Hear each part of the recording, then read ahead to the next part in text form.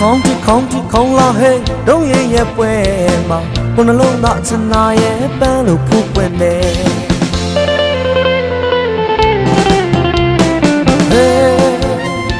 ပါစီတီတမိုးရဆဲဆဲကိုရဲ့နှလုံးသားထဲမှာတညာလုံးမဲ့ချင်ခုန်နေပိုးကင်မလေးရဲ့ညော်လင်းချက်ပေးထားခဲ့တဲ့မျက်လုံးလေးရဲ့စပလူနဲ့ဖန်ဆာတတ်တဲ့မျက်လုံးလေးရဲ့ဟေးစင်ရင်ချစ်တဲ့ပြောပါတော့လားမင်းနဲ့တွေ့တဲ့ညဟာအိမ်မက်ထက်ချိုသားတဲ့မိတ်မချောလေးရဲ့